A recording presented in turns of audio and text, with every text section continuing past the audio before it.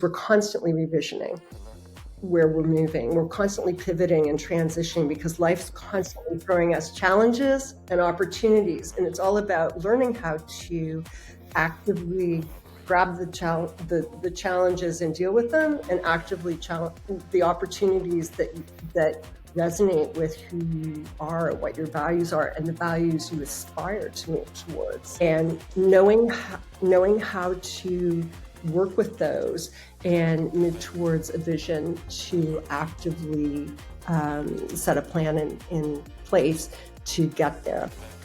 Well, welcome to the Connectors podcast, where we dive into the art of building meaningful connections to empower your personal and professional life.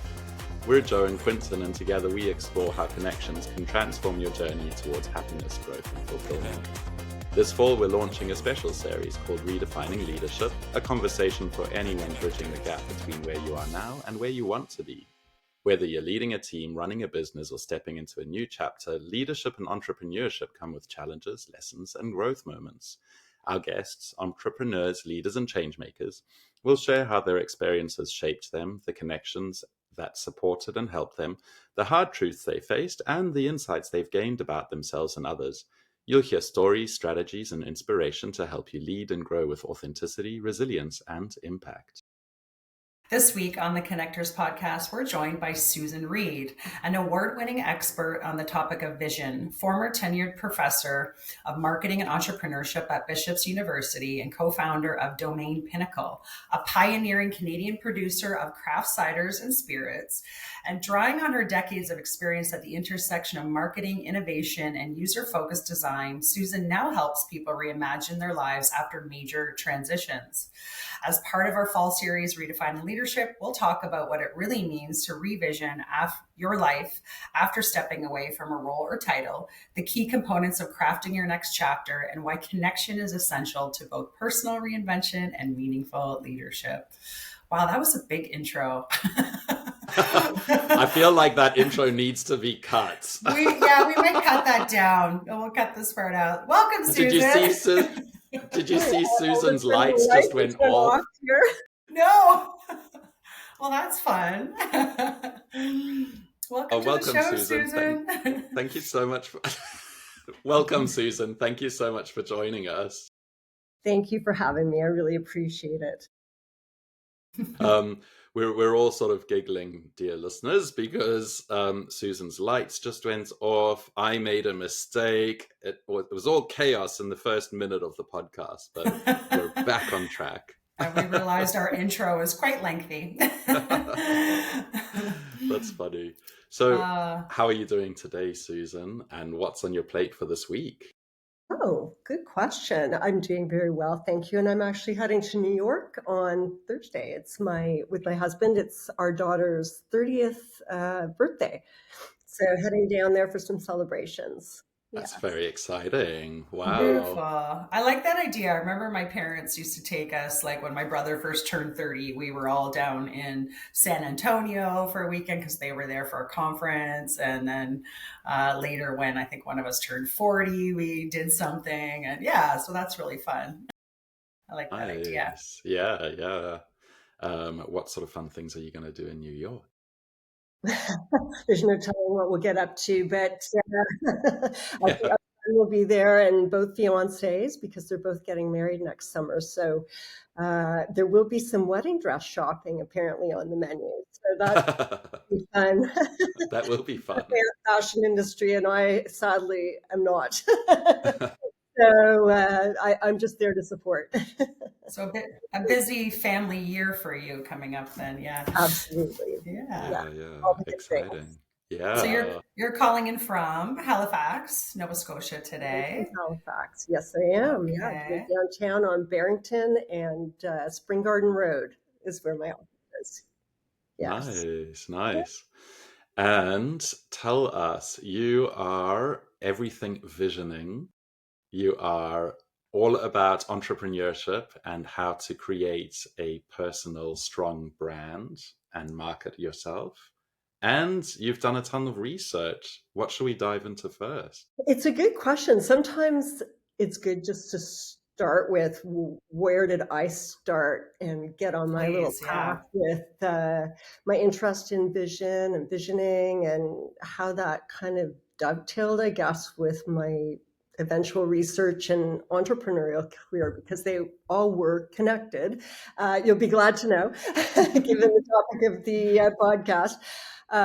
But yeah, I started in 1987. That was the first time I really had a strong vision for myself, something I wanted to do. And that was starting an MBA at McGill in Montreal. So I grew up in Hamilton, but as I just mentioned to you before we started the podcast, I moved to Montreal in 87, and I wanted to learn something about the social sciences because I had done my undergrad degree in science, in biology.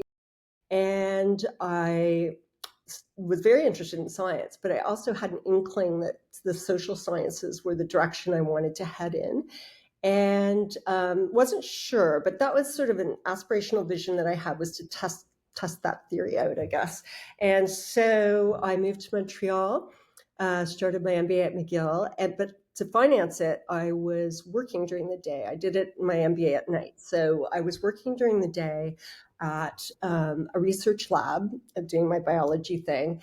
But I realized kind of quickly I was way more interested in the social dynamics that were going on around me in the lab than what was going on in the Petri plate in front of me.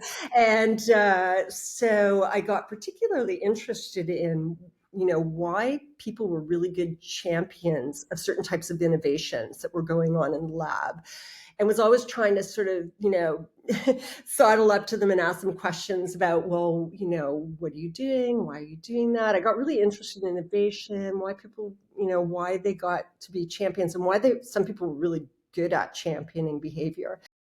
And around the same time, I don't think I'd ever heard the word vision yet at that point.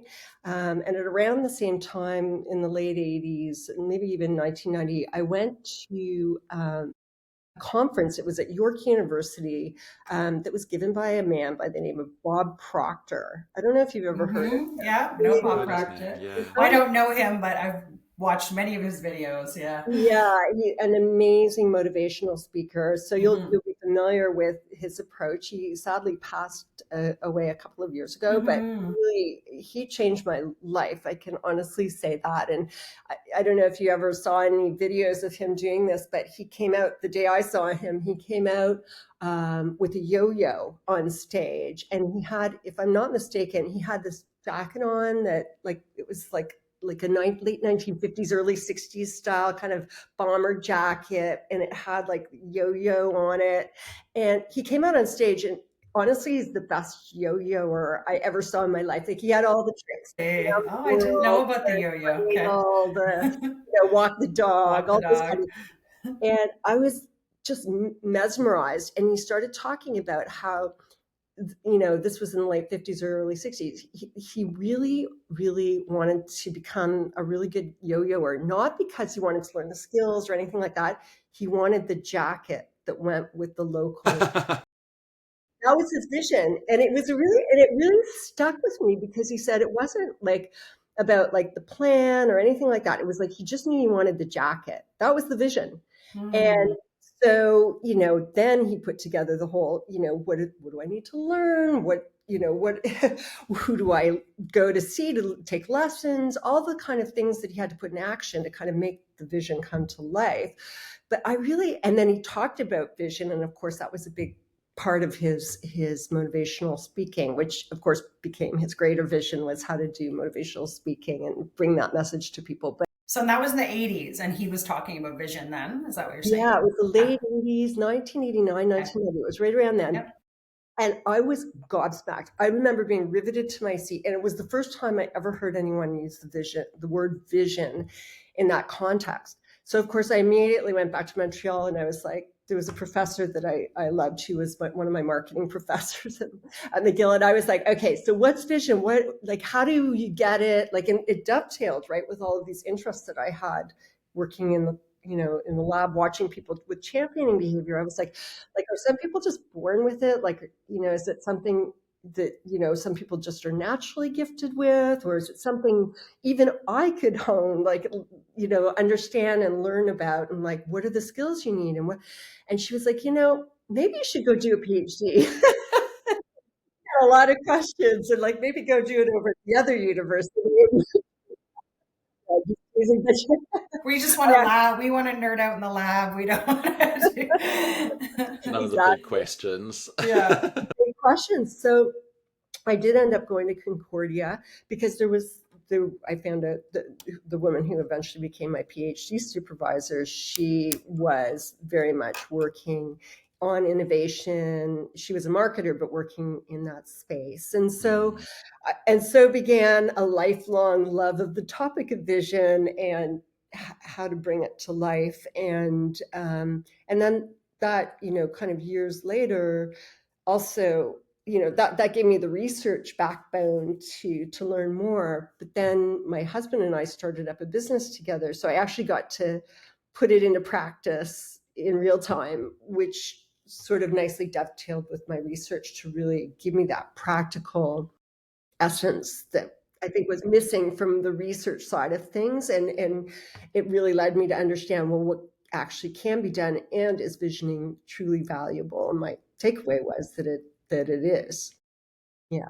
Oh, okay. I have so many questions. Yeah, me too. I would say Quinten and I are probably very much like you. We're both very curious. And if I was in a lab, I'd probably have been doing the same thing, watching the human behavior. Growing up, when I was in a classroom, I always had Jolyn's distracted in class, Jolyn's talking to others, Jolyn's always paying attention to everything else but the board, like, of course. And I guess at that time, what vision would have been to me would have been daydreaming. Like, daydreaming would have been, I think, the equivalent in a sense Sure, yeah. of what vision. What I wouldn't have thought of the word vision, as you said. We talk a lot more about it now, but I think at the time it would have been like daydreaming to me. Daydreaming, I loved daydreaming because it was always like this, ooh, what else is possible when I grow up? When I grow up, what is my life going to look like? What am I going to do? And that also got stifled. I felt like when you started to daydream and share your daydreams with people, people would be like, oh, why are you thinking about that? Well, that'll never happen. Or, things like that. So I like that you took this and decided to, expand your horizons on it, dive deeper into it. And where's my question? Where's my question? You had so many, Jo. I had so many, but I wanted to sort of do this recap. So I guess, yeah, like when you started studying the topic of vision, what were some of the things that started to pop up for you? Like, what were some of the common threads that started to pop up, and how did you start to take this and realize it was something, this is something people need to do. This is something leaders need to do. Yeah. And I guess, again, it really, it partly was, again, because of my practical experience. And before we leave the topic of daydreaming, by the way, and I'll come back to what I was going to say, I love the word daydreaming. Actually, it's a great word. And it makes me think of when people ask me what my definition of vision is, because I think that, if I remember correctly, was where I sort of had to start when I was doing my PhD, was, well, vision, so, which led to this great search.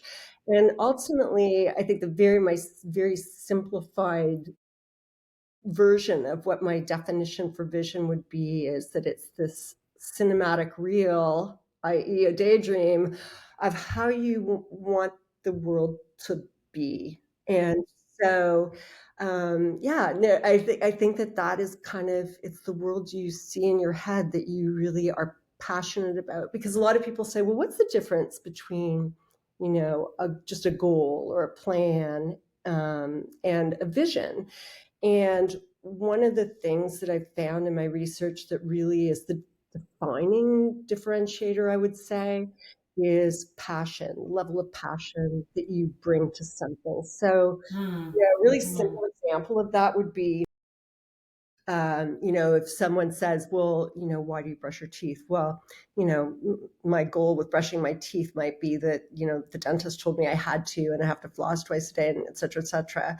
But, if my vision might be to have the nicest smile that I can have. Like that's It's very different. thing. Yeah, I was thinking about it in weight to, like, say you want to lose 10 pounds or something. Really, what you're envisioning is, no, I'm envisioning me in this beautiful dress that I have that I can't fit into right now, and that's the vision. But the goal is I want to lose 10 pounds so I can fit in the dress and like this. Exactly. Mm. The goal is an important component of vision. There's sort of, 4 components of vision, and one is, Ooh, the let's talk goal. about that. What are the four components of vision?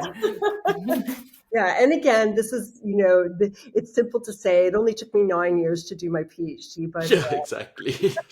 So little much research embarrassing. distilled into So 4 much little steps. research. Yeah, I mean, I Yeah. took a couple of mat leaves in there. I have, my kids are 12 months apart, so there was a little blip there, and also, running our family business too while I was doing it. So there was a lot going on, and I was teaching as well. So, but yeah, so 9 years it was. My mother kept joking about. I don't know if I can say this, but I'll say.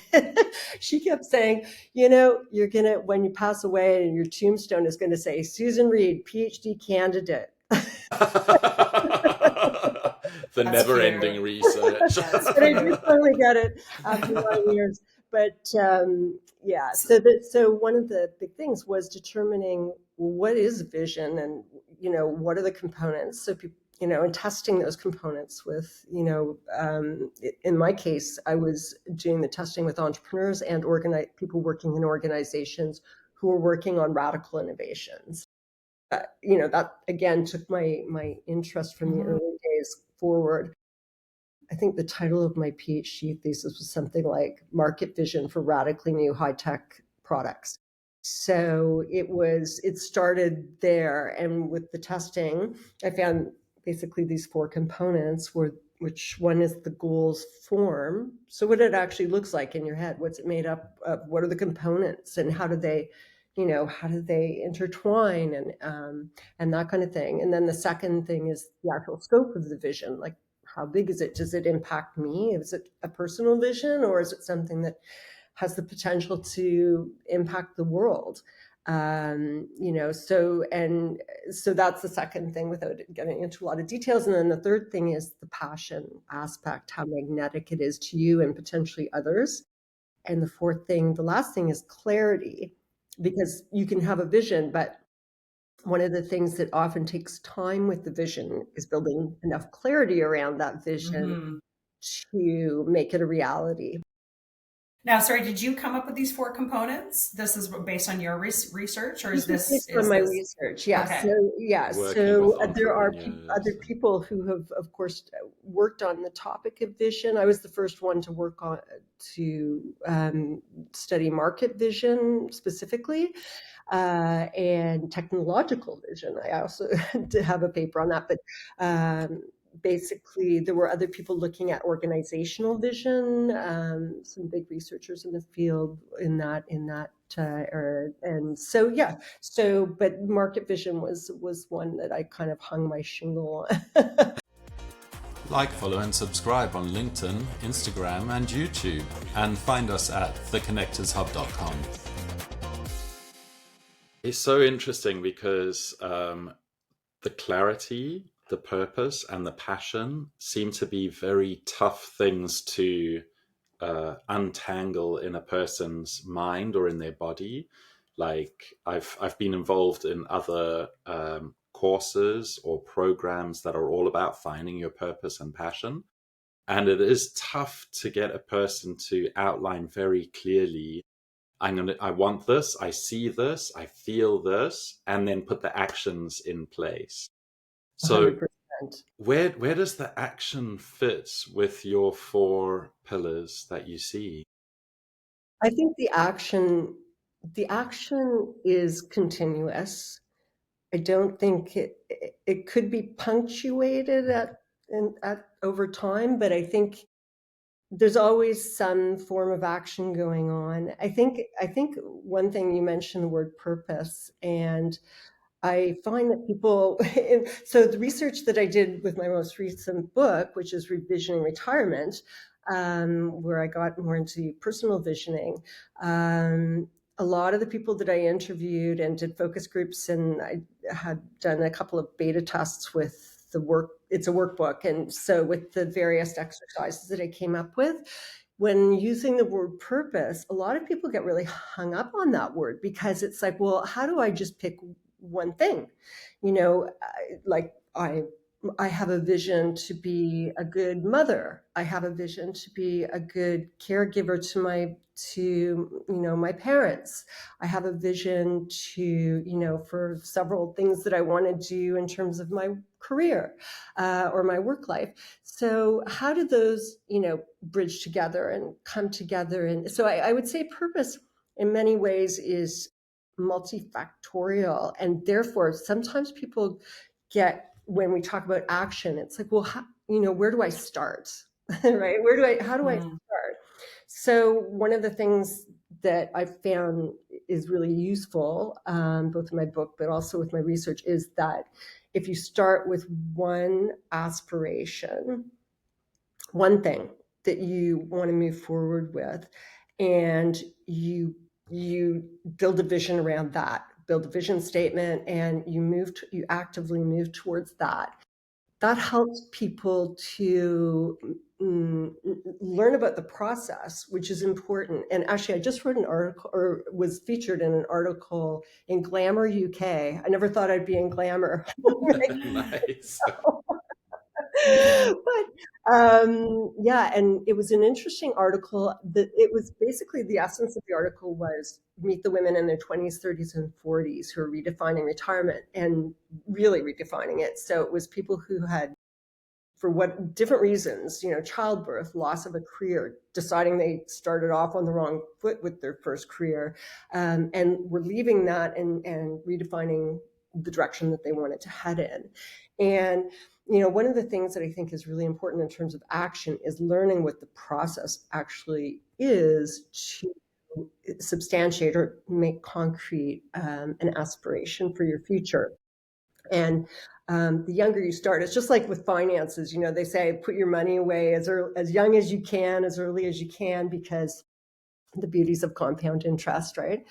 It's the same thing with learning how to, I call it revisioning, to revision, because we're constantly revisioning where we're moving. We're constantly pivoting and transitioning because life's constantly throwing us challenges and opportunities. And it's all about learning how to actively grab the challenges and deal with them, and actively challenge the opportunities that resonate with who you are, what your values are, and the values you aspire to move towards.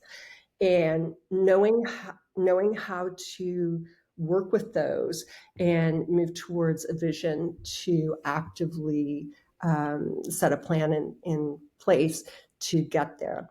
And then the other piece of that, because it was a big question what you asked me, so there's a lot of pieces to it, but the other component I think that's really important is tackling really small bite-sized pieces of the equation. I'm sure you guys know this from the course that you had mentioned that you had done. Like just even when you guys decided to do your podcast together, for example, you probably, there must have been some baby steps that you took, even with the format that you're using now. But you asked about action.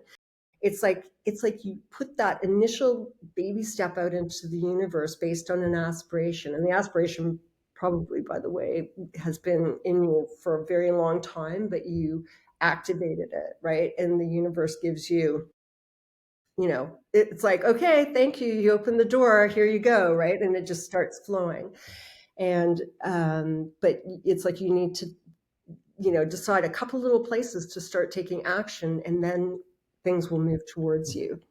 So, And don't you find action too also starts to trigger motivation? So I think people think motivation is going to happen before you take action. What I notice is once you start taking action, motivation follows, because you start to see the rewards. You start to see, oh, okay, if I do this, this is what's happening now. So the motivation comes after. that's Yeah. it. So in your experience so far, in all of your your research and talking about revisioning. When you've worked with people or talked with people that have had a big transition in their life and they're struggling in that part of like trying to move forward with a new vision of what they want. So, like, what are some common hurdles you notice for people? Like some common things that come up when people are trying to revision, what their life could look like. Because when you've had major change, like a divorce, you've left a job, or you have trauma, you can get in this spot where you don't even see your future anymore. You can feel very, very stuck. Um, yeah. So like, how can we kind of move through that spot and start revisioning again? I think one thing that sometimes is overlooked, and I think it's a good starting place with any transition, is to really actively take your pulse about, where is it that I'm, what led to where I am right now. So I find for me personally, journaling is a really good activity to understand, well, what are some of the push factors? What are some of the pull factors that have led me to be where I am right now? Like push factors, like when we talk about leaving a job, for example, sometimes push factors can be, you were actually let go, or it could be, you've you were in a toxic work environment. There are a lot of different things. And then there's pull factors. Sometimes, you need to be a caregiver. You need to, you've had children. Like there are all kinds of, but they can also Mm. be, things that you're actually actively moving towards. You decided to take on a new opportunity, move jobs, move. There are all kinds of reasons. And I find it's good just to sort of sit down and get a handle on why you are where you are, and to think about, well, what are my values right now? What's my authentic self look like? Who am I, and what are the values that have driven me to be where I'm at now? I mean, I did this and I realized when I retired at 20, when in 2021, I was 57, I was young. So I had to sort of sit down. I actually wrote a memoir, an unpublished memoirs for me. It was the book before my book for other people. It was really to try and understand, why I had my academic career young. And so I did all of that. And I realized for me personally that the value that had driven me for so long had been, it's almost embarrassing admitting this, but I'll tell you, an achievement orientation, like really achievement motivation, like, yeah, go, Hmm. go, go, go, go, and that it's like that part of me is never gonna leave. Like that's part of who my authentic self is. I was born like that, right? But I actively decided on reflection, and I think it was part of why I left, that it wasn't doing it for me anymore. Like I felt the need to connect more spiritually, and just that, and that was my bite-sized pieces, by the way, was I decided on three things I wanted to learn more about that I thought would help me um, grow spiritually. Hmm. And It's so very, that's it. sorry, I interrupted you, Susan. Sorry. Um, it's very interesting to me that you need to slow down in order to speed up. Like you need to stop, you need to reflect, you need to, like you were saying, see where you are and what you got around you in order to take stock and move forward. And this seems to be a very, I don't know if it's an anti-capitalist or anti-human idea or anti-corporate perhaps, because I've spent a lot of my working life in corporate, but it seems to be the opposite of what people Hmm. around me are doing. People Hmm. don't stop, they don't slow down, they don't reflect, they just think that more faster is better, something like that. Don't know if visioning speaks about anything about the rhythm of things or the speed or scale. You were talking about scope before. Does that incorporate in some way? So to unpack that a little bit, I think, okay, so to talk about the rhythm, I think everyone has a different rhythm for sure. But I think the visioning, what I've noticed with revisioning over time is that we have these moments of punctuated equilibrium, I would call it, where, again, either by some outside force or from an internal, like just like I need to take a breath and take a beat and figure out what it is I really want to do. And I think, sometimes we're just in that roll up your sleeves time of life. You've got kids, you've got bills to pay, you've got, people at work at, where you feel the need to deliver. But I think that it's really when possible. It's not always possible, but when you do have that moment to reflect, it's important to try and look at that from that higher self down at yourself thinking and think, well, not just beyond, necessity thinking, but like to destiny thinking, what is it that I need to move beyond this urgency? What is my real, soul's drive? And how can what are a couple of small things I can do right now where I am to get me there? And I think that, a lot of us, we get into a lot of habits too, right? That pull us in certain directions that are, kind of counter to being able to do that. And I think, like, I actually just came back from a Qigong retreat, Fun.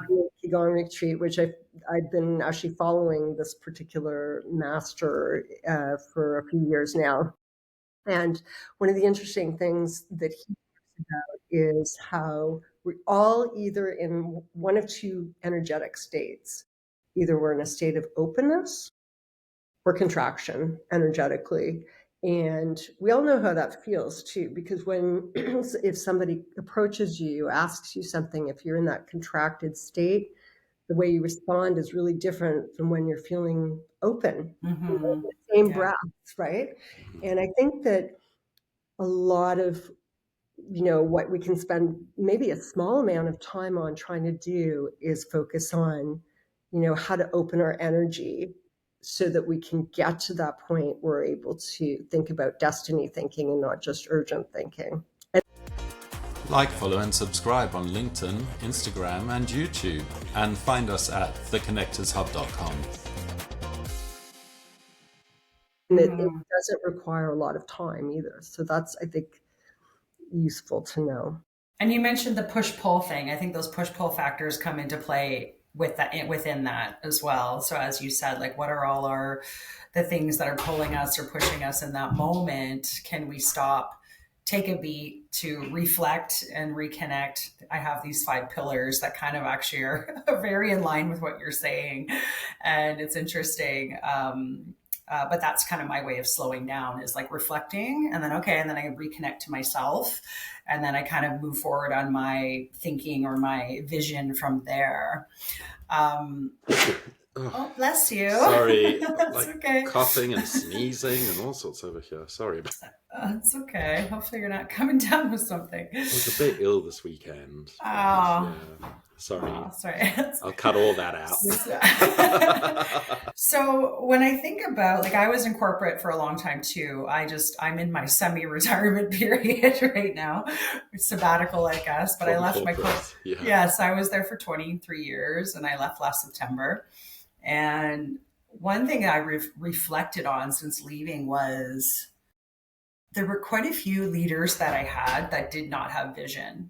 And I recognized quite quickly, sort of after leaving, like when I was in the thick of it, sometimes it was hard to see the things that were, I knew how I felt. I knew I didn't feel great anymore where I was, but there was things I was like, what's going on? What is this about? And when I left, I was like, you know what? The last few leaders I had didn't have this real vision of what they wanted for the team, for the organization. You talked about I think organizational revisioning you mentioned before. So I want to kind of just go back to that because I'm curious about, what can leaders be doing or to kind of like envision something for their team members. To me, I think that really gets people on board. When you have a vision and people know the direction they're all moving in towards that vision and they're like excited about it, like that to me inspires people more than we're going to hit these targets and they're just focusing on the goal stuff. So there's a difference between the goal stuff and the envisioning, I think, also in organization. So we speak about that a little bit. I think, I think great leaders recognize that they're kind of, and I would say it's true for personal visioning, by the way, but we'll talk about organizational vision just for a second. I think great leaders recognize that there are kind of two types of overall vision that people sort of strive. One is kind of what I would call like a doing vision. So we want to make $100 million by next year, those kind of targeted visions. I wrote a book on entrepreneurial vision a few years ago for Springer, and I talk about these different types of targets or motivators behind visioning, different visioning strategies. But I also think that really effective leaders go beyond that and understand that while that's an important way to get people rowing in the same direction towards specific targets and goals, and a very clear and easy way to set an understandable, clear vision too. I think they realized that there's also a type of vision that's, for lack of a better word, I'd call like a being vision. Who is it?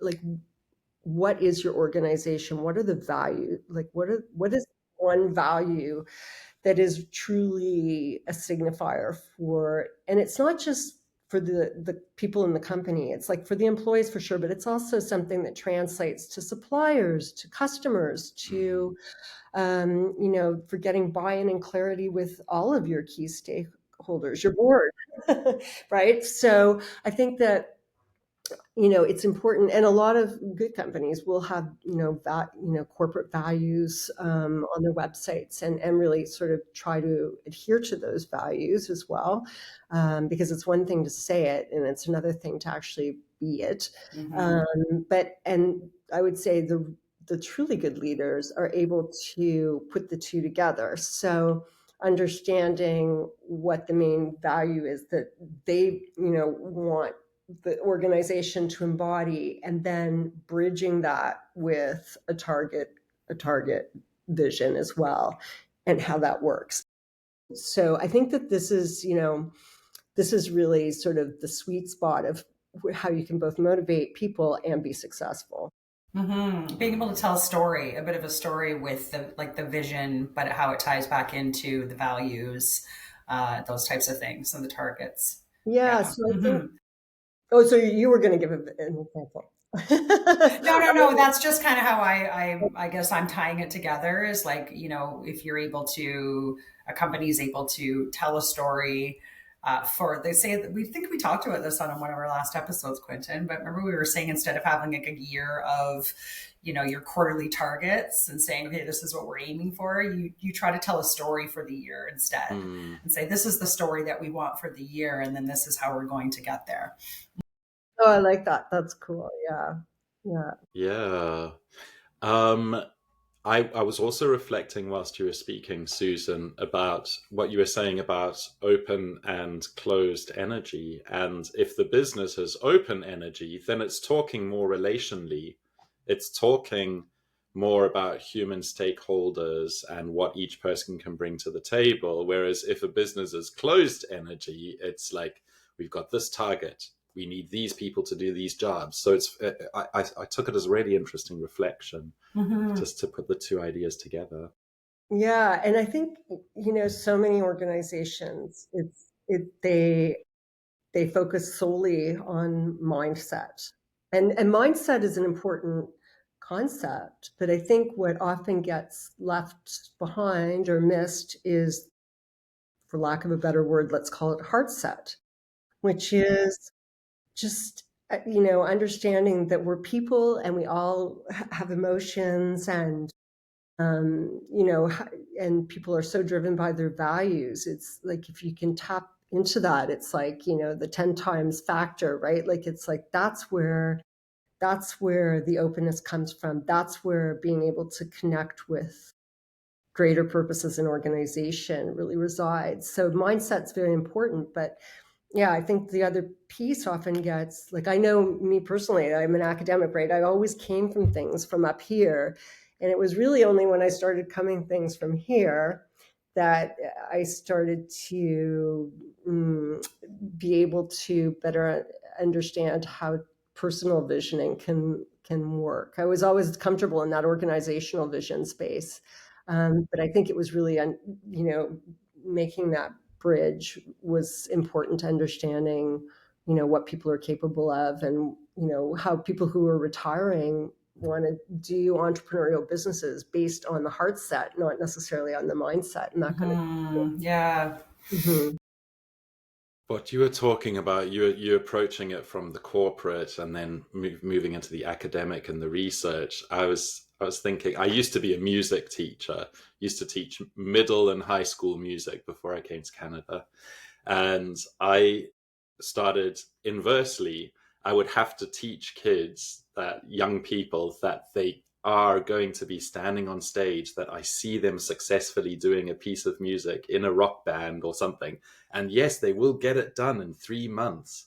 I can see them doing that, and I'd have to drag them with me.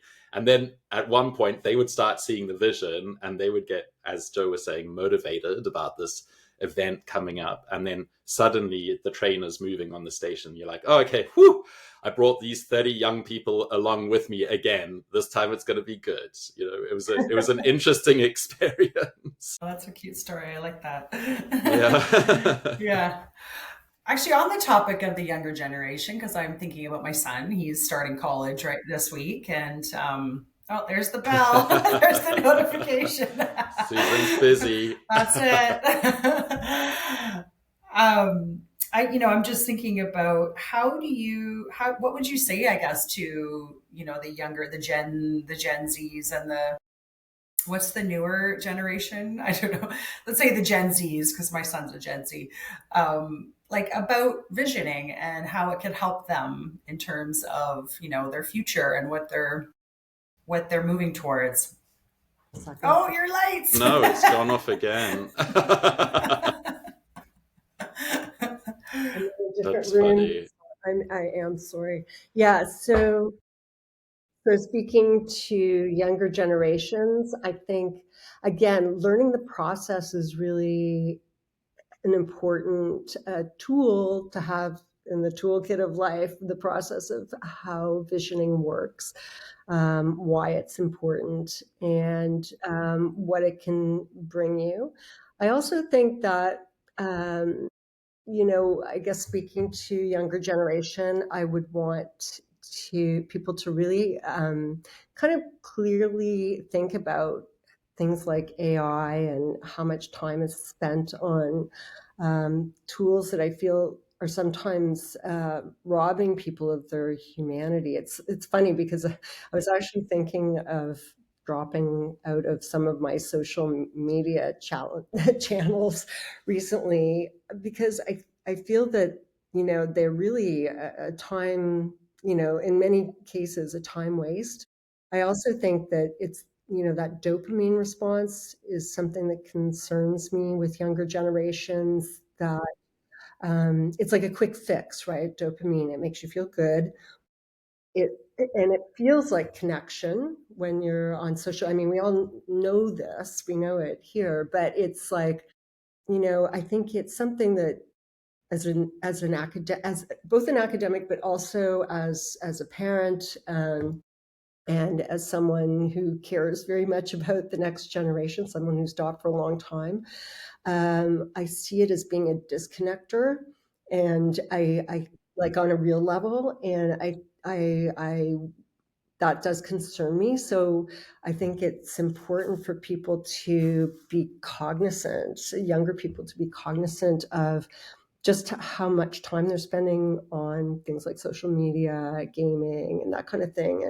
And I don't know, how we can change that, because in AI too is, although, the one thing I think that differentiates us from AI is our experience and, the heart set. That is, Mm-hmm. mindset is so, like, the thinking side of things can be mimicked by AI, but the heart set can, at least in terms of what I understand, it cannot be, because it's Yeah. conscious. Like compassion, empathy, those things, vulnerability. Yeah. You Yes. can't. Yeah. And kids And are context.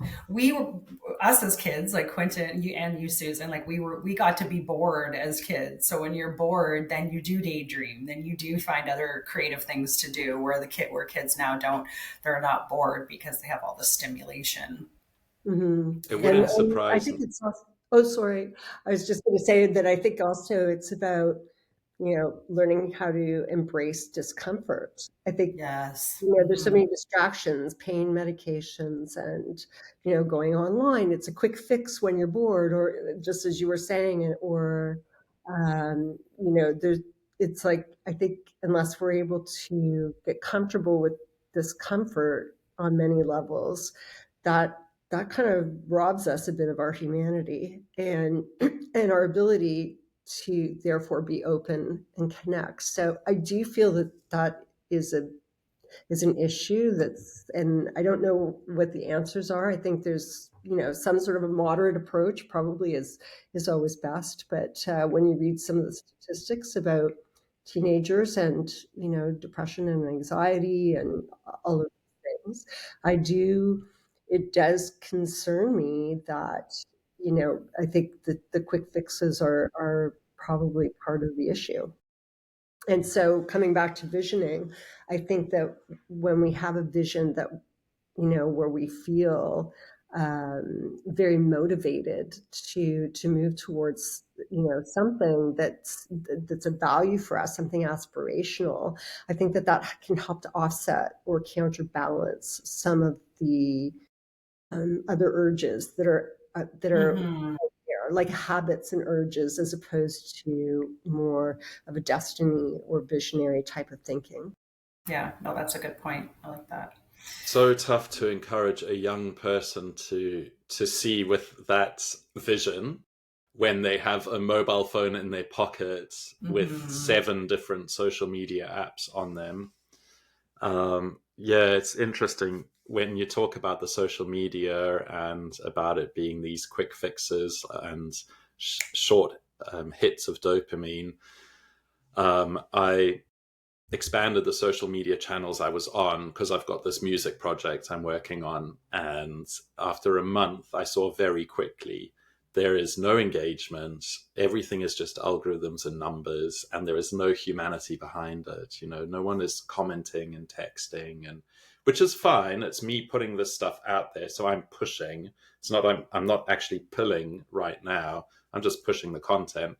But at the same time, I immediately thought, like, after a month, I was like, okay, I'm stopping these 2 social media channels. It's not worth my energy and my effort.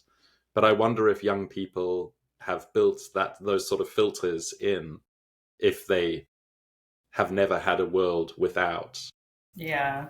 Hmm. you know? Yeah, it's a. I mean, they're important questions to ask, I think, and you know, maybe someone will have a vision to figure this out and do it. you know, Engaging for people enough to kind of break some of those habits that are formed so young. Yeah, exactly. Susan, you mentioned at the beginning of our conversation Bob Proctor. So obviously he was one of your, I guess, sort of mentors.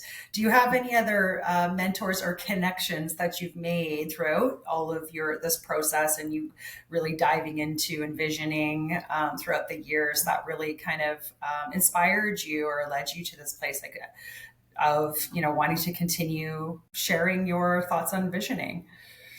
Yeah, wow. I mean, so many people in my life, so many people, both academically and, great teachers that I've had over the years who have inspired me and motivated me. When you get these light bulbs that go on, and, and you think, oh, wow, wow. And I would have to say, more recently, the person that I mentioned, who's the qigong master that I'm following, he really has opened me up to new way of thinking. His name is Mi Tong Gu. He runs it's the Qigong Retreat Center in New Mexico, and there's also a woman who's a Reiki master out of Toronto who I follow, and who I look at her as a mentor, and she's amazing too. So there, I would say on a spiritual level, and there's just so many people that I've read things about. Like just another example would be Michael Singer. I don't know if you. I love Michael Singer. Yeah. Mm-hmm. I mean, is he radical self-acceptance or something like that, or he's the surrender experiment. Yes, yeah. And I mean, I think one of the, like, in terms of my understanding of vision, one of the things that he brought to me that I was always struggling with, even though I really believed in vision and I knew how to do it and everything else, one of the things I think I took away from listening to a podcast he's done and like just reading his books is that he really wanted to be the the man on the mountain, meditating, but then it was like people kept coming into his space, like people They kept like, ringing the bell on his yeah. cave. Exactly. He was like, well, I just want to meditate. I don't want people coming, it was like, realized that the people were entering his space for a reason, right? And many of them were looking for him to be their teacher effectively. And so he ended up starting, a big yoga and meditation center in the United States. And I think he sort of came to it finally, was like, he realized, and he writes about this, that you can't like live out your vision singularly. There's always going to be, for lack of a better word, interruptions, Mm-hmm. Whether they're family or circumstances you can't control or lights going off, or there's always going to be interruptions. And so a big part of life and connection is accepting those interruptions and understanding how to weave them into your vision. And I think that that's something I'm learning about now. And that it's maybe one of the most important lessons of being a human being is how to do that. That integration piece. Yeah. Sorry, I just want to circle back on, okay, we've talked about the 4 components of vision, and are they the same as the process? The 4 components, is the process different? Well, the process is a little bit, there's a process that leads to constructing a vision, actually. And are there steps to that? Can we kind of just walk through that for our audience? Yeah. Yeah. Well, first of all, there are sort of some competencies, and this comes from my early vision research. There's some competencies that are important to try to establish. And actually, one of the interesting ones is networking. How to build an effective network that can kind of set you up to not only help you as a sounding board for your vision, but to help keep you on, so to keep you on track, but even to help you create an effective vision. So there's sort of 3, and I talk about this in in both of the books, that the entrepreneurial vision book and the revisioning retirement.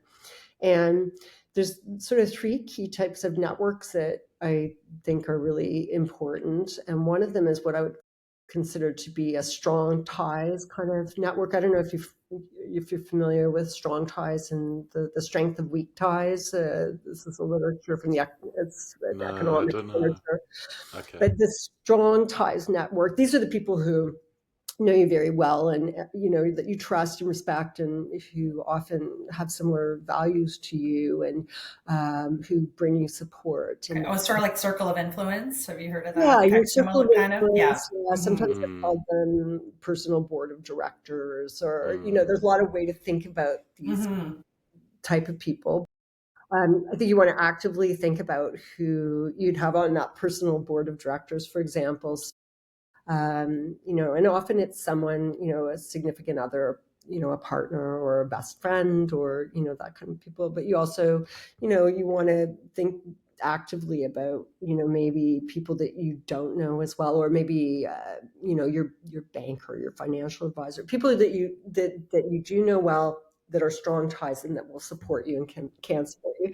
And so that's an important type of strong tie. And then I also would say too that when you're reframing or revisiting what your vision might look like when you retire, or, or going through a major transition, I think it's important to not only use them as a sounding board, but to also maybe sometimes braid them into your vision, especially where a significant other, partner, or your children are concerned.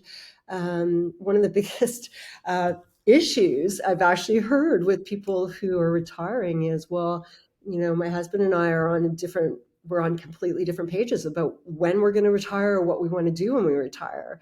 And so it's really, I think, important to have these discussions with the people on your retirement team. It doesn't mean you have to overlap 100%, but you have to be on board with each other and have some talking about action planning, like how to, move forward in the future with your various positions and where you're sitting. And then the other two types are more what I would call weak ties. And there's an argument to be made for also having variety in your network. So they oftentimes, actually, I used to do an experiment with my entrepreneurship classes where we would talk about, okay, what is a vision that you have for the next year? Say it's something you want to put in place, something entrepreneurial. Now I'm going to have you pick one person that you're really close with in the class, and you're going to sit down with them and get them to try and come up with a new idea for you to add on to that vision, or how you might develop it. And then I had them do it with somebody they'd never met in the class or didn't know very well at all. And then they had to go up on the board and write down, who the best ideas were that they got new ideas from that they hadn't heard. And by far and away, it was always the weak ties that had provided the new information, because when you're really close with someone, you're constantly talking about the same things, Right. going the same ruts in the road. And you're affirming. Yeah. That's a great idea. Whereas if you don't know someone, they're going to be double checking. They're going to be saying, hang on, I don't understand that. Tell that to me in different ways, etc., etc. Yeah. That's so interesting. Yeah. Huh. So that idea of the weak tie, actually, in this article, that's a very well known article in the networking literature, is called "The Strength of Weak Ties," and it's a great one. And so the idea is that there's two other types of networks that you can maybe try and tap into, and one is like a collegial network. So people who have similar interests, but that you might not know them so well. So say you're interested in music, maybe you want to join a choir and, meet a couple of people in the choir that can kind of help stimulate that new interest. And, or, the other type is your expert network. So there's the collegial network, people who are interested in doing the same thing as you, or some, an activity or hobby or whatever it might be.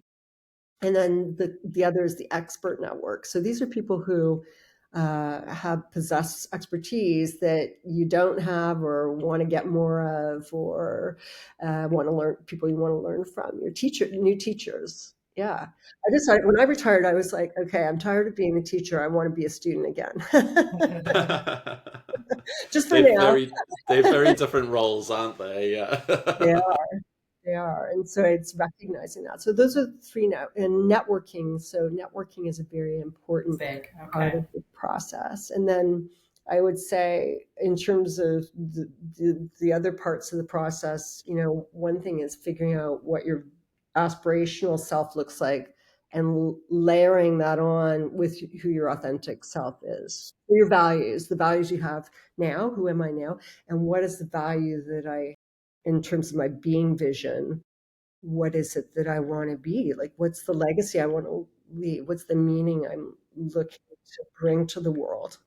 And then the third component, so there's the, deep diving your authentic self, deep diving your aspirational self, layering them together. And then the third component of that part of the process is coming up with a vision statement. So creating a vision around that layering between your authentic and aspirational selves, that is and again, I really believe in coming trying to do something that is doable, so you can learn the process, and the more you do it, the closer you come to your multifactorial purpose, whatever that might be. Okay, layering of the aspirational self and the authentic self, and then coming up with like a vision statement for weaving those two. Okay, I'm going to try that later today. Yeah, love it. If you're comfortable, share it with me. I will. I'm very interested in reading it. I'm probably going to use some ChatGPT for help. Yeah. So you have worked your whole life, like I'm talking about the general you, right? You've worked your whole life, you've dedicated yourself, you've had a whole bunch of projects, you've done some good volunteering work, and retirement is approaching. It's a big change. It's such a huge change in our lives. You know, I watched my grandparents go through it and how their lives changed. My mom is going through that process right now.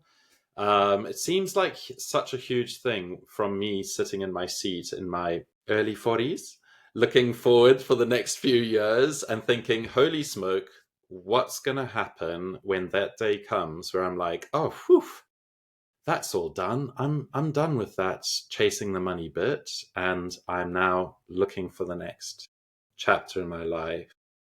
How can you revision that? So, yeah, no, I mean, it's a great question. And first of all, it goes back to what I said before, which is I think if you learn this process and understand this process and think about it before, the retirement from your main work life chapter, let's say, I think that it's maybe a little bit easier because you know what you're moving towards. It's funny because retirement's really changed a lot, right? I mean, it used to be, actually, there is a dictionary that says retirement is leaving your work because you're old. Wow. That doesn't resonate with me. That's old these Say days. it like it is, yeah. And it's, I think, so much is changing. The nature of retirement itself is really changing. If I think about the definition of retirement, what I think of it as being is sort of withdrawal from, an activity or even maybe a pattern of being or behavior. But it also usually means moving towards something else. So I think, and that's why I called my book Revisioning Retirement, because I think the old idea of retirement, people used to really, if I think of my grandparents as an example, it was like you retired and then it was like, it was the end. And that's how people thought about it, right? And I think that way of thinking is just, it doesn't work anymore because, first of all, people are going through multiple careers and multiple modes of working in so many different ways. People are living way longer. There's all kinds of shifts, right? Exactly. Yeah. Like if you think of, my daughter had a friend who just had a baby in New York City, and the doctor told her that the baby could live to 120. And I thought, wow, like that's amazing. And so and people are living more actively as they age. There are many studies showing all of these shifts in terms of what's happening. I think Quinten, by the time you are ready for retirement, maybe from your main work life chapter, I think things will look very, very different. And I think so this revisioning idea becomes hopefully easier for people because they will be doing it more often, but also because I think more and more people are talking about how to do this and looking at it actively. I mean, my own story is kind of funny because I I literally, when I retired, I left really quickly, and it was like an intuition. It was during COVID and 2021, and I said to my husband, "Let's go to Europe. Let's go to Europe." So we went to Europe for a month, and that was my big idea for retirement: was let's go to France. And we went. We had a great time. Did all the stuff we wanted to do. The night before we came back, I had a panic attack. Like I'd never had a panic attack in my life. I was in the cheese aisle of the Carrefour Carcassonne, which has got to be the biggest grocery store on the face of the planet. And I literally was in the cheese aisle, which was about a kilometer long in this store, as you can imagine, choosing between a hunk of brie and a, camembert. And the next thing I knew, I was on the ground and I was sweating. And I actually thought I might have been having a heart attack. Like, to be honest, I thought I was having a heart attack. I wasn't, thankfully. And I thought I've better got to get back to the cashier, to the counter, because everybody's waiting for me. And I thought nobody's ever going to find me way down a kilometer down this cheese aisle. I got to get back there. So I got up and I went and finally realized what had happened. And it was, on reflection, it was because I'd gone from 100% to 0% in the blink of an eye, with zero plan for my future, which was hilarious given the fact that I'd spent 30 years studying the topic of vision. Yeah. And then you were going back home and you were like, oh, now what? Is that sort of, yeah. Planned a month and nothing after that month, and now it's here. Uh-oh. Yeah. So I, took some of my own medicine. And like I said, I started with journaling and that thinking about why did I actually really, leave? What were the factors? What do I want to do with myself? And I went through the process that I knew was a good process.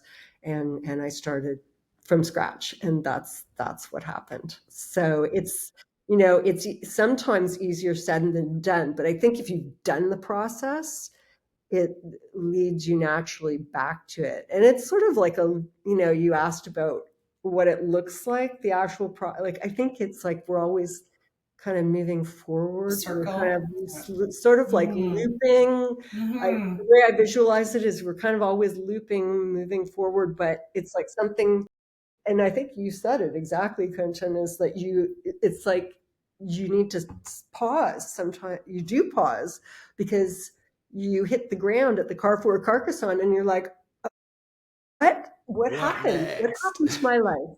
Yeah. Why am I here? What am I doing? And you need a moment to take it all in. And then you revision and you move forward, and then something else happens. You move to kind of like a cycle. It's a cycle that keeps moving forward. Yeah. Yeah. And hopefully that energy line, continues to move, but there's these punctuated moments along the way. Beautiful. So what is, good. I was saying that's so interesting to consider retirement in that way. And it's definitely changed. Like I mean, just as I'm an immigrant to Canada, and they say, like, when you come in and you sign all the paperwork and all that sort of stuff, one of the things that really stuck out to me was that I'll only receive 100% of my pension once I've put in 40 years or 30 years of work. So I was like, oh, holy smoke, I'm going to be getting a full pension at 73. All right, Quinten, your idea of retirement has to change because you're not retiring until at least 73. So I had to change my visioning to be like, all right, everyone else in Canada is going to be putting down their tools, but you got to find your way to keep moving forward, which is one of the reasons why I've started this music project, because musicians keep playing. Yeah. Yeah, that's true. And I think retirement now, I'm seeing it as it can happen many times over our lifetime, right? Like I retired from my corporate job last year, but I've retired from that part of my life. I won't be going back to that environment, but I will be continually doing something else. So, and then I may retire from that at some point. I don't know. Can you imagine us still doing the connectors when we're 80? It would be hilarious. Sorry, let me just put my dentures in. And then we'll really be talking about retirement then. An important point, which is about finances. And I have to say, the number one question that I have gotten, given talks and things about this book on revisioning retirement, is just that about, I have a vision, but I haven't figured out the financial piece yet. And well, let me just start by saying there's a reason I did a PhD in marketing and not in finance, but I'm definitely not a financial advisor or or finance whiz by any stretch of the imagination. But as a result, one of the things that I, learned earlier than later, I guess, is, it's the importance of getting some kind of financial advisor, the banker, someone you can speak to who can help you. And I think also that is why visioning is important, is because if you construct a vision for, or revisioning of what, after your first work chapter, what you want to do next, I think it helps you to put some goalposts around and some framework around how much money do I need? So for example, if I want to travel to Europe for a month every year, well, then what does that mean I need to do financially to make that happen? If I want to stay at Airbnb in a certain country and like, what does that mean in terms of the dollar signs? So that's more of a doing vision, but just to sort of, show how it can be helpful to do the visioning activity and know what your vision is, and then think about the financial piece that needs to come together to make it happen. So, I think that's, and a lot of people end up working part-time. Yeah. To make that happen. Yeah. And I think that, in fact, the majority of the people that I've interviewed, it's the case. Which I think is good. Like, I don't want to just stop. I don't want to just stop and lay down. Like, I want to, if I feel good, I want to be doing something and contributing. So with all that, is there something you're currently working on? Do you have what are you working on that's a new initiative or goal or project that you want to share with us? So yeah, sure. I mean, it's a fun one, actually. And it's something that I realized that it's important when you have big projects tied into your meaning. It's also sometimes important to dive into your authentic self to have fun. Like that's like your little energizer bunny that keeps you going underneath your aspirations, right? Is somehow being true to your authentic self, whether it's music or, whatever it is, that kind of lights your fire. And I love to write. So I met someone at a dinner party fairly recently, and I'd had this idea kind of mulling around in my head for a screenplay, but I've never written a screenplay. I don't know anything about writing a screenplay, nothing. And I met this woman who's a screenplay writer. So we shook hands over, hang on. And Susan's lights went out again. So we shook hands over the dinner table, and we said, let's try and write the screenplay together, because I told her a little bit about the idea. We've been working on it, and we're having so much fun, and she knows what to do and how to use the software, and she's at TIFF right now as we speak, learning more and doing things, and she's won some kind of screenplay accolades. But it was funny. I didn't know any of that really. I just knew that she had been writing screenplays when we met, and I was like, oh, do you want to work together? I just had this intuition that it would be fun to work with her. So that's a new project, and it's fun, and it speaks to my authentic self. And it was time for a fun project, and that's what I'm working on. Love it. I love it. And it's not a small project, hey? No. Like a screenplay is a small idea, but like it's sort of become. I'd like to venture down that road at some point. So maybe once you're done, you can come back and share a little bit about that. Yes, come back and talk. I'm curious about that process for a screenplay, for sure. Yeah. Awesome. Well, Susan, thank you so much for joining us today. This has been such a wide-ranging, interesting conversation. It's been for me too. Thank you so much for hosting me. I really appreciate it.